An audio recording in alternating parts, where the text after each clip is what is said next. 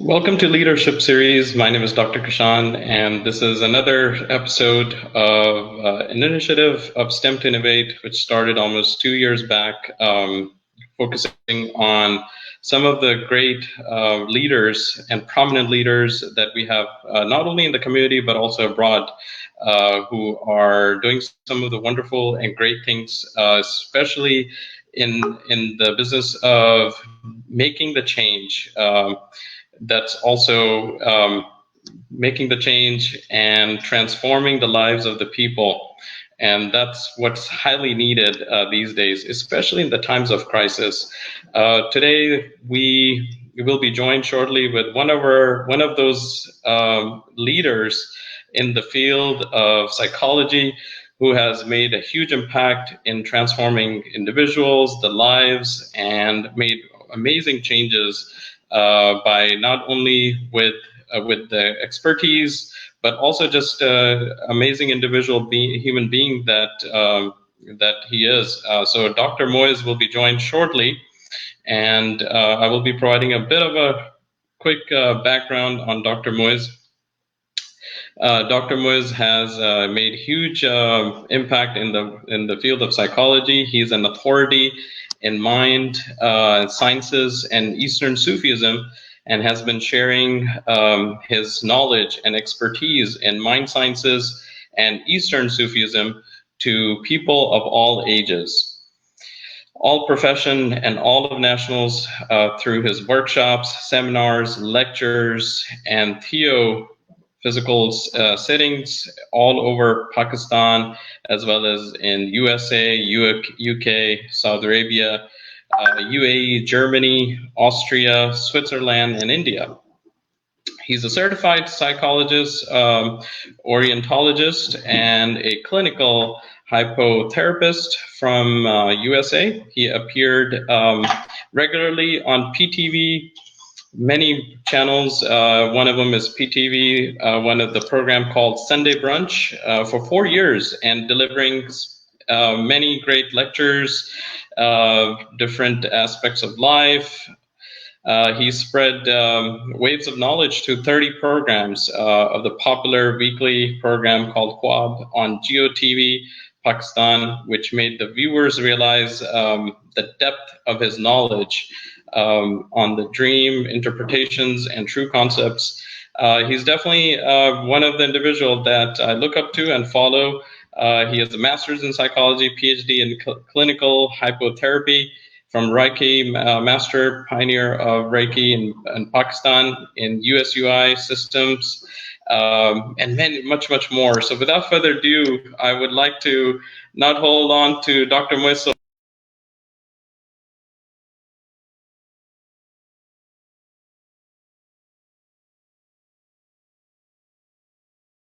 Let's talk to Dr. Moiz here.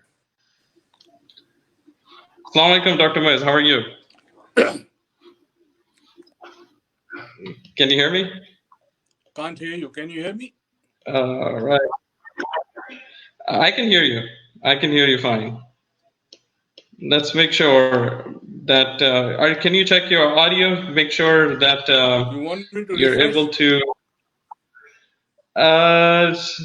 Let's see. You can refresh. Try it. Yeah. If not, then maybe we can. You can reconnect possibly. And I also want to ask the other individuals to see if they can hear me as well. So while Dr. Moiz is refreshing on his computer, we are going to. All right. Let's see. Also, please provide any feedback to individuals who can hear me. Right, let's try again. Dr. Moiz, can you hear me now? Yes, I can hear you. Excellent. Thanks for joining. Really appreciate the time you've taken out to meet with us, especially in Houston, Texas. The individuals that are listening to us all the way to Dallas, Plano, most of Texas, and also we have the connected world through social media. So you can definitely see the changes that's been coming already with everybody on working remotely and virtually. So there's no boundaries anymore with where we are today and living in the virtual world. So, without further ado, Dr. Moiz, thanks for coming to the leadership series.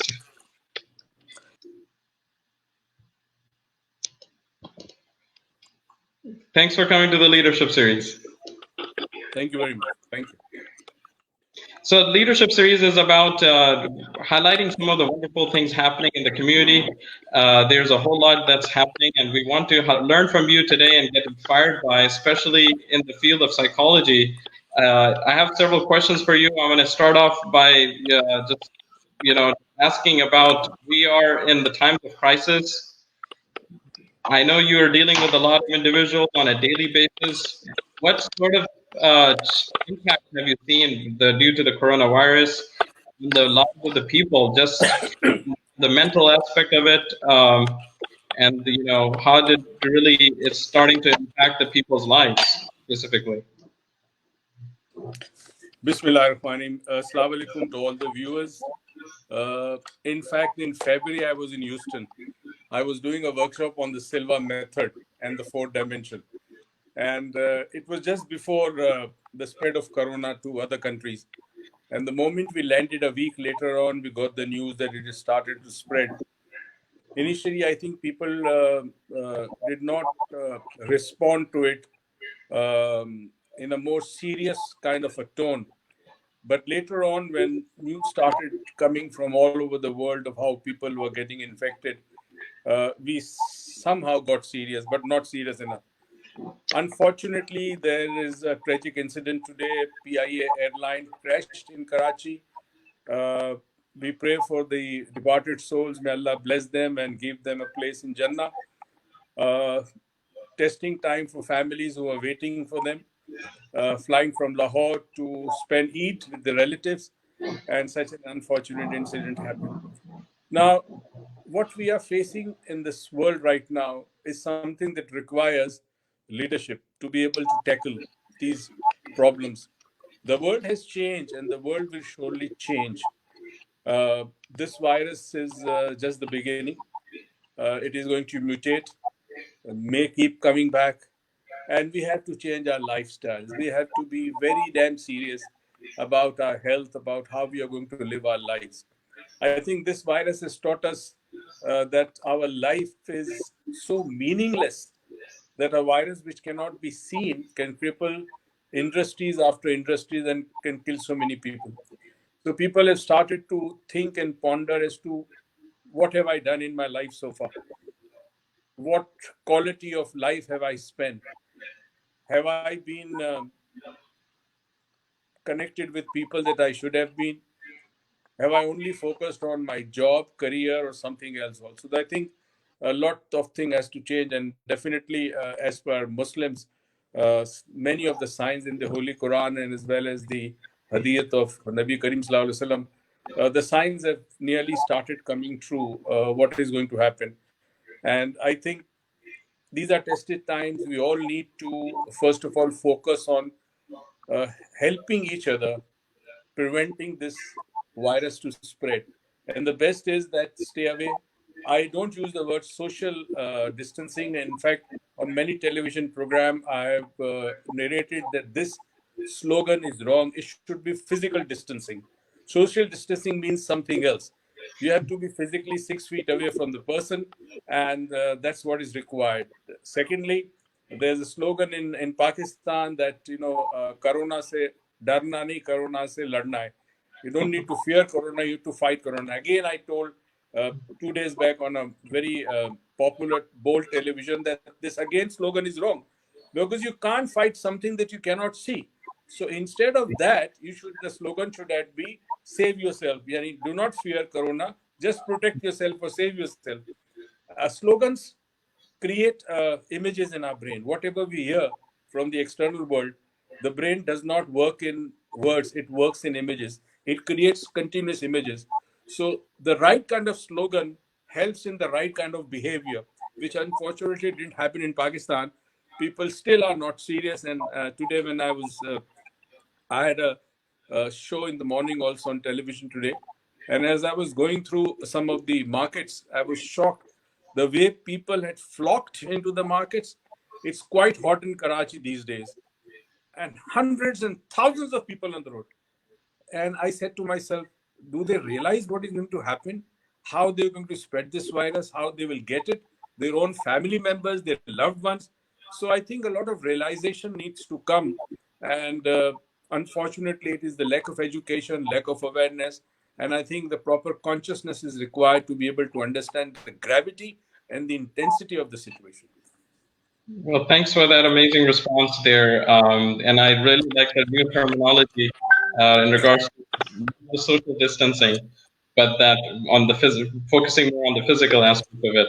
We definitely don't want to completely socialize because you can still socialize virtually in a way, right? Yeah, yeah. Definitely. So that's definitely the right terminology there.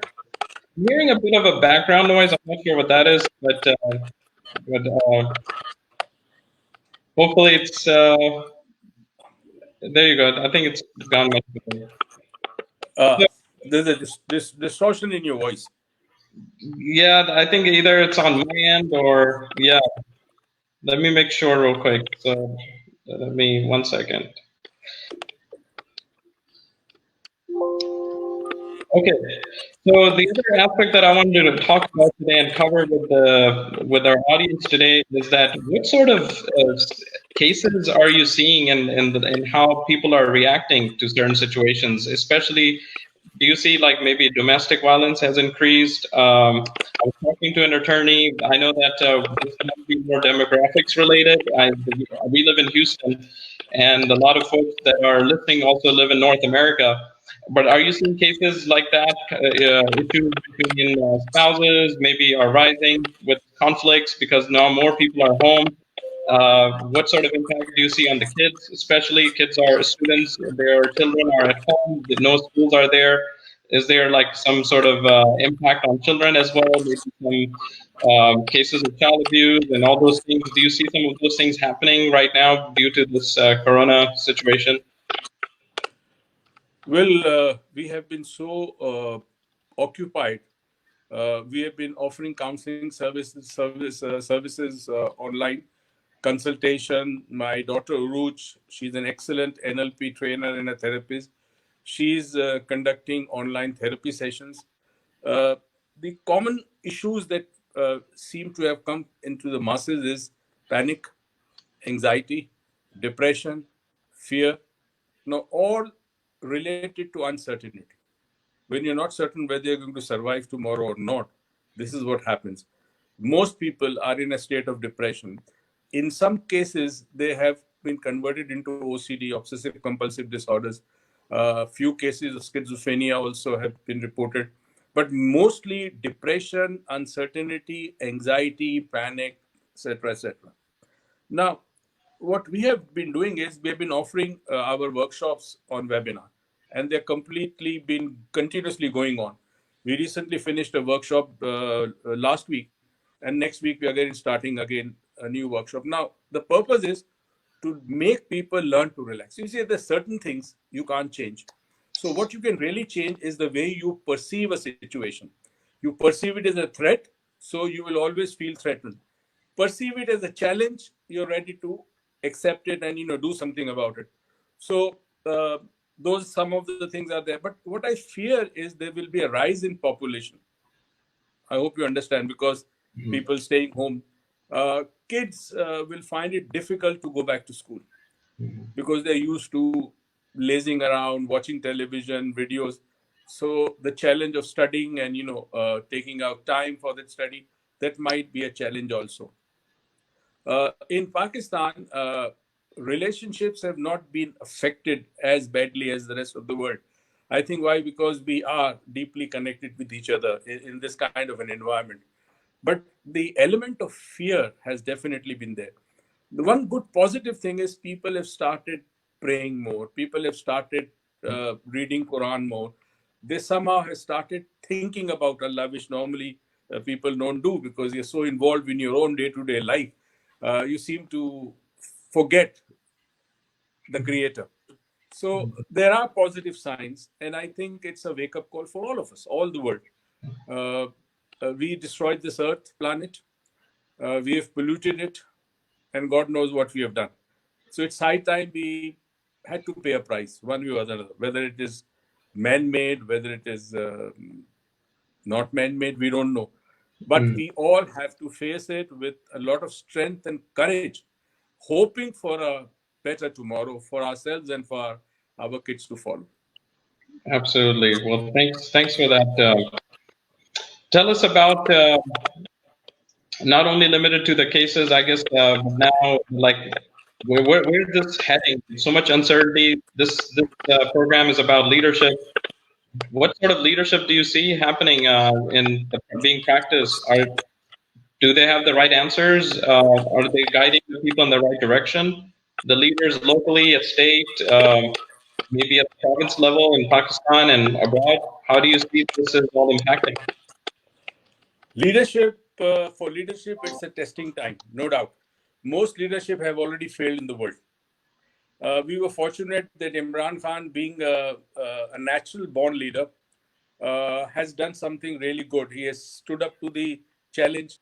He has tried to keep pushing positivity into the masses. And I feel in years to come, a new kind of leadership will emerge, something that has the ability to think out of the box. Mostly, see, leadership is a very important terms in terms of corporate culture or military or police or something like that. Otherwise, we normally don't see leadership in action. So, a new leadership that has the vision and the ability to go beyond the available resources and to think of something which is totally extraordinary. So a new kind of leadership will emerge. We have seen this in some countries where, like New Zealand, of course, they have managed to beat coronavirus, COVID-19. They've done remarkably well. China has done remarkably well. So I think what kind of a leadership are we expecting? A leadership that is selfless, which is difficult to find in a third world country. But yes, such leadership will have to come because most of the leaders have not been able to cope up with the crisis, nor be able to help the masses at all. They don't have a vision, they don't have an idea, they don't have any cognition of what is going to happen.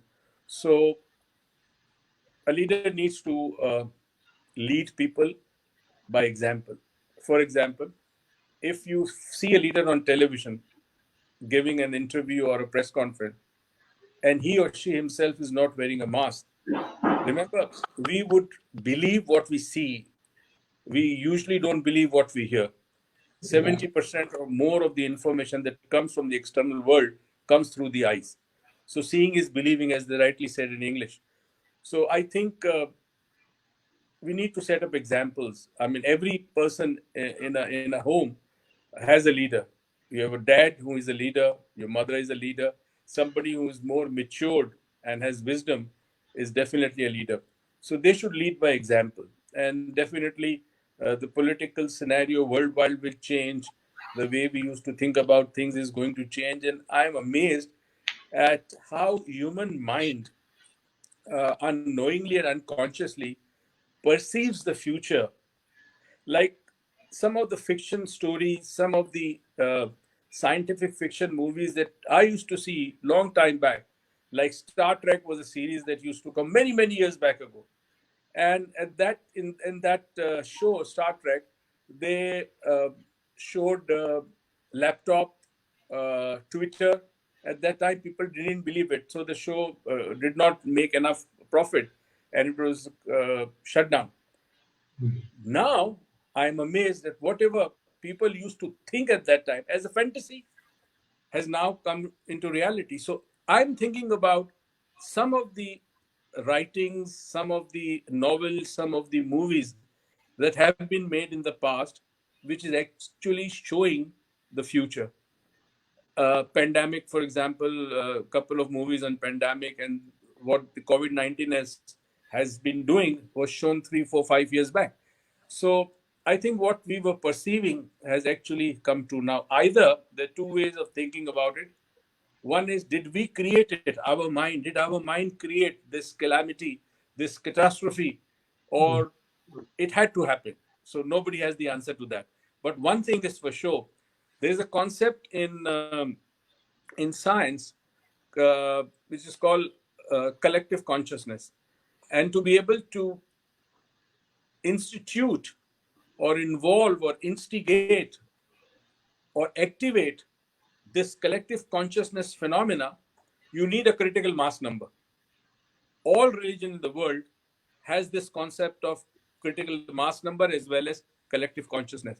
So if people in a certain area, certain city, certain country start to think in a certain way, then the waves that they generate from the thoughts seem to influence people around. And eventually, if you start thinking about negativity, you have fear, you have depression, you have sadness, there is uncertainty, then those vibes they seem to spread and influence people who are around you. And once the critical mass number is reached, then it begins to spread like a virus, a positive or a negative thought.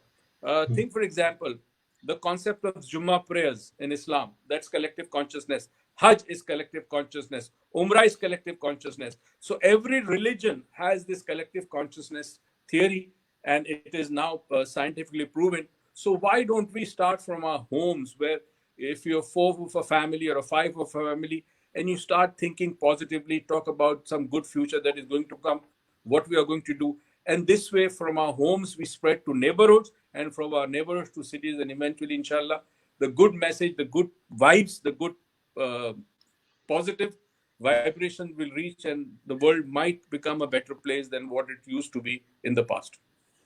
Thanks for that, Dr. Moiz. I think these are definitely great perspectives. I think leadership starts from home, definitely, and needs to be practiced, and it has a ripple effect all across, starting from your neighbors to your, the community and everywhere else. It definitely has an impact.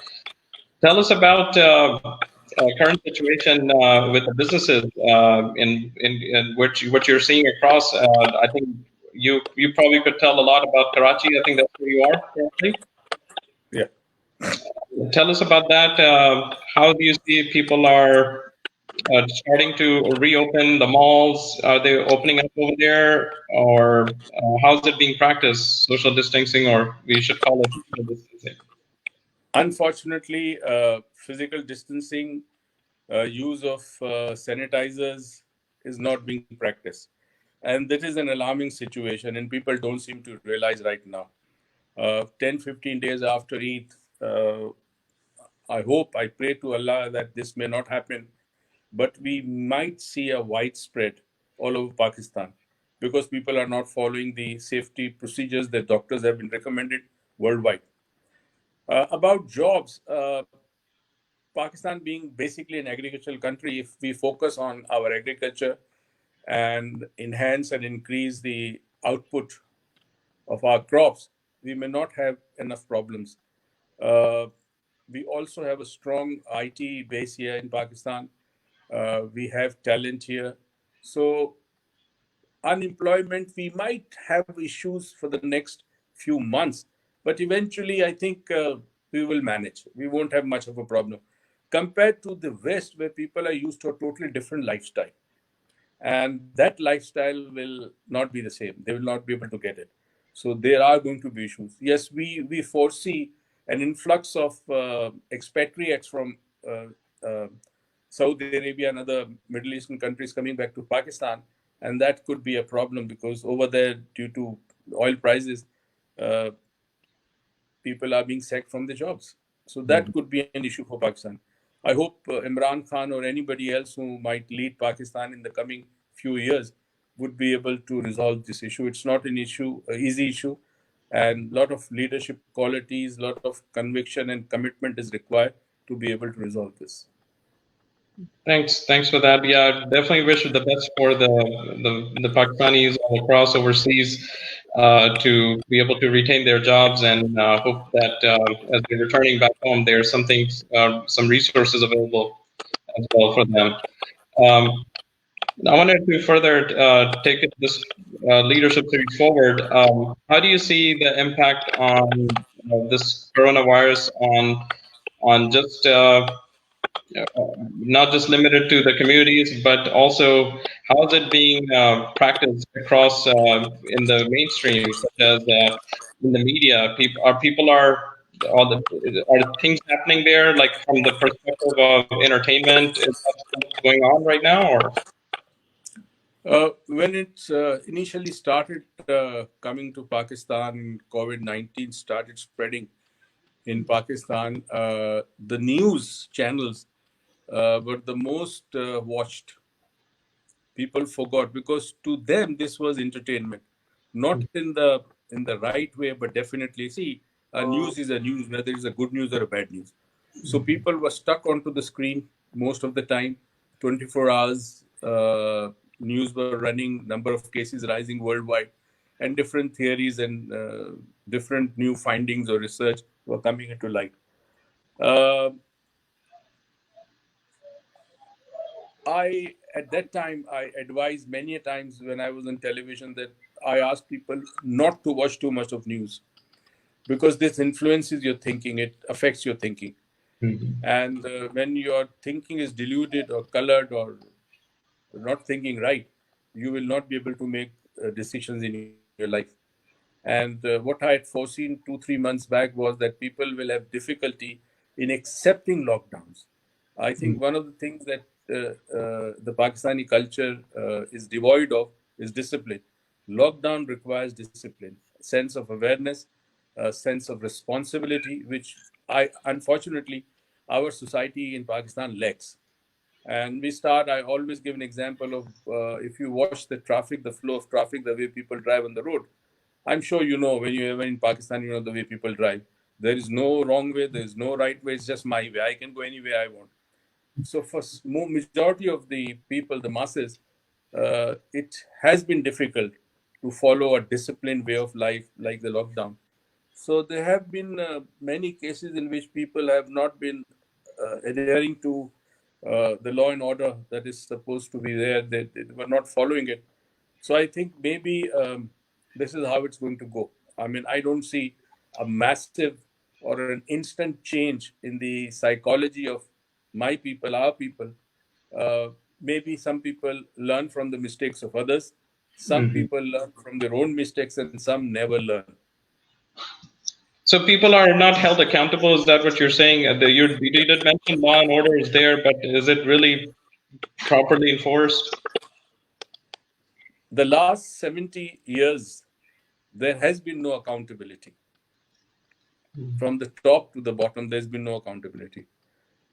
They say that the honest person is the one who didn't get the chance of doing something wrong. That's why he's honest. If he had got the chance, he would have done it. So that's what happens here. My fear is that people don't realize the gravity of this situation. Unfortunately, lack of education is definitely one part. In villages, most of the villages where people don't have facilities, simple, basic human needs like water, drinking water, and proper food, God knows what is going to happen to them. We already had seen when the lockdown was enforced, uh, there were people who started coming on the streets trying to find food or asking for some money to be able to buy food for their family. So it was a very tragic scene in a couple of weeks that we passed. Let's hope and pray Allah forgive us, and something good happens. We are able to get out of this pandemic and live our lives normal again. Inshallah, yeah, definitely. Do you see what sort of future do you see of the education? I know what message do you have for the parents right now, specifically how they should be, leveraging this time? What's the future of education in Pakistan that you see with this I think, first of all, learning possibly? the future is distance learning or online learning. That's the future. Even in schools, I'm sure over there in the United States, kids use their tablets to study. Most of the things are on Google or other websites, information, study material, a lot of things are there. And visual learning is more powerful.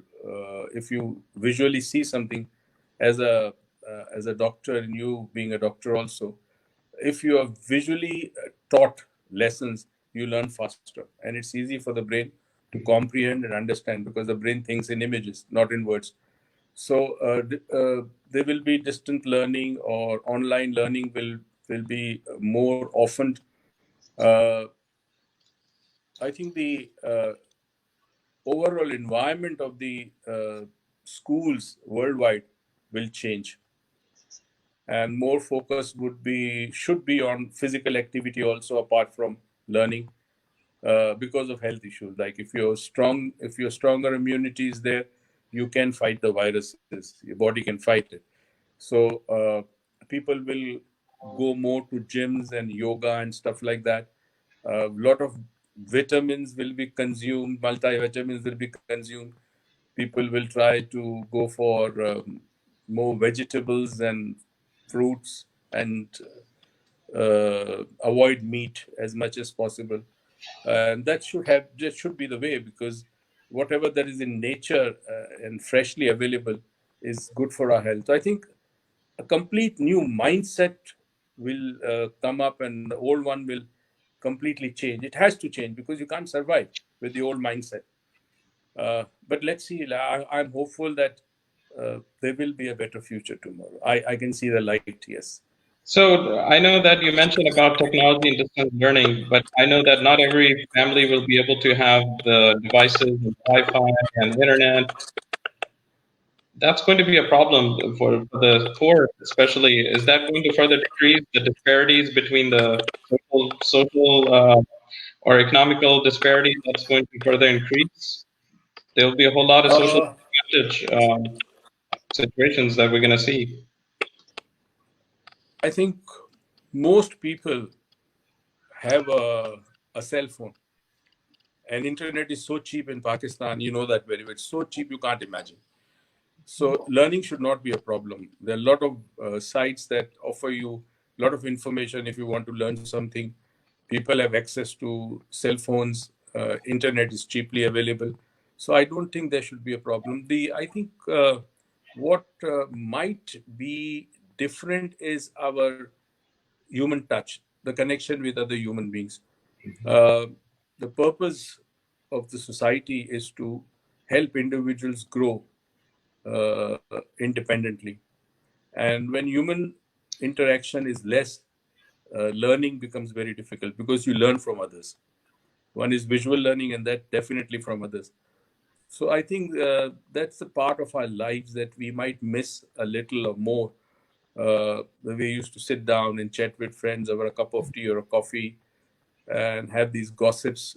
They will not be available so easily. But phone does not give you that human connect. You talk to somebody in the phone, it doesn't give you that connectivity or that feeling of being connected until as you are sitting with someone face to face. That makes a lot of difference. So that is something that we might miss in the near future, a human contact. So, do you see people in Pakistan working from home? Is that becoming a norm? Just working in the workforce? Even before Corona, I think a small segment of the Pakistani society who had any kind of expertise had started working from home. For example, a lot of women, they started their home food business. So you order online and they send you home cooked food. Similarly, fashion designing, a lot of women have started doing that. I found a lot of tutors who were giving private tuitions online, to students who could not come to them because they are living in villages. So I don't see a disparity as such. This is my perception. And yes, there could be a difference between the rural and the urban areas in Pakistan. Uh, but over a period of time, I think they are getting the educations through internet, which is remarkable because the um, landlords there, the zamidars, they don't give access to people over the education access. So I think this is one of the great things that have happened. It is going to change the world, the way we learn, the way we get information. So it is going to change. So I don't see that much of a disparity. Um, People will have home jobs. They'll be working from home. We have started. I mean, just before government announced lockdowns and the hotels were closed, we already had fixed dates for 3 cities in Pakistan for our workshops. Everything was, people had already paid in advance while we were in Houston. Okay, so we were supposed to come back, and a week later we were supposed to fly to Islamabad, do a workshop, then go to Lahore, then come back to Karachi. But then all that converted into webinar now. And I found as a teacher, as a guru, as a trainer, that I am able to go deeply into a subject when I'm doing a webinar. Why? Because I'm not distracted by somebody raising their hand and say, oh, I have a question. So that gets me distracted. So I sort of dwell into the depth. We were doing an NLP workshop, I remember, and one of the subjects in NLP is our belief system. So normally in a classroom setup where we have workshops, I talk about 10 minutes or 15 minutes about what the belief system is. But that particular workshop that we had, I think 2-3 months back ago, I talked about the belief system for 1.5 hours into the depth that I've never ever talked about. And some people who had done it with me live workshop, and they also participate in the webinar, they were amazed that I have never talked so much about a particular subject in such depth. So for me, maybe I feel webinar is a great tool. It gives me the leverage to be able to extend my trainings worldwide. The workshop that we are having on the 6th, called the 4 Dimension, we already have people from India who could never come to Pakistan because they never get the visa.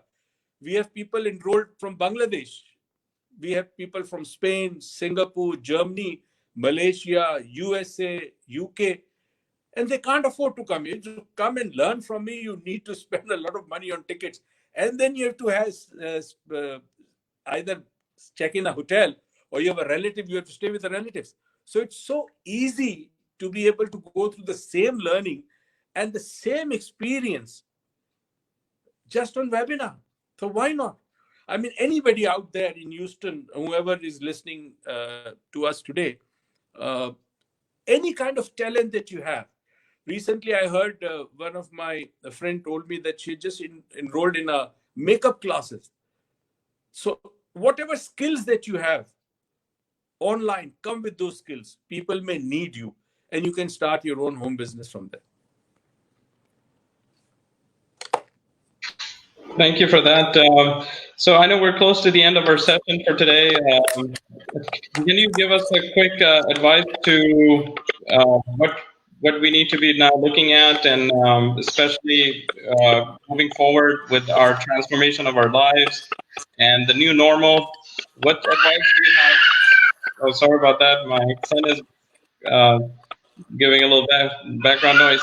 So tell me, what is the advice do you have for everyone who is watching right now for the next upcoming months? What should they be planning and looking forward to?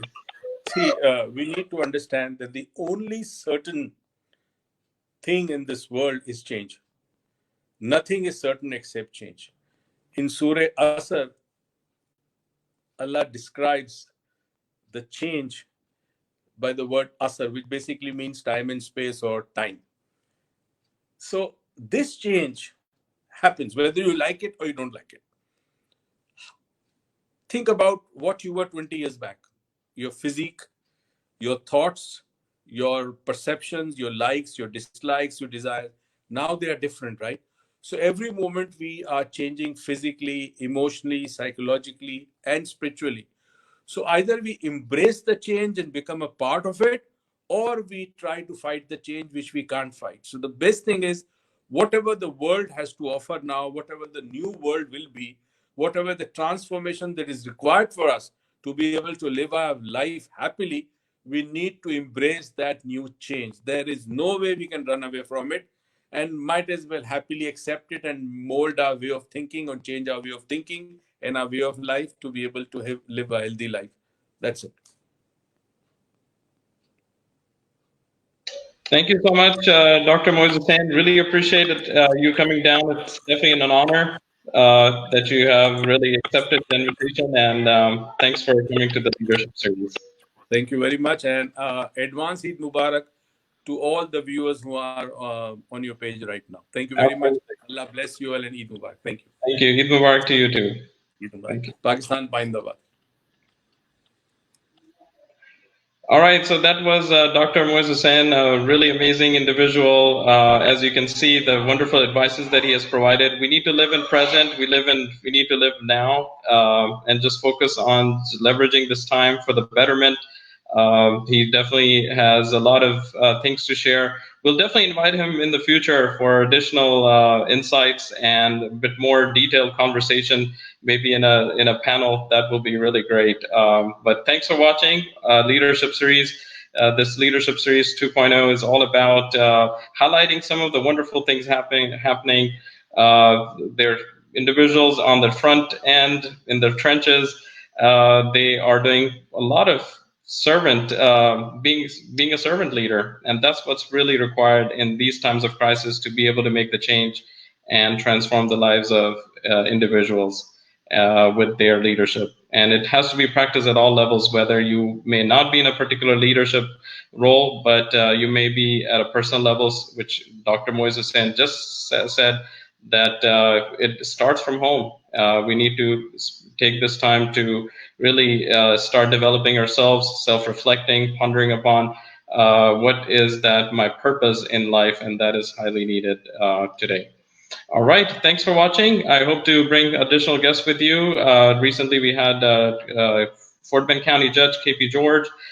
We had Naushad Karmali, Sugarland City Council member, who also joined.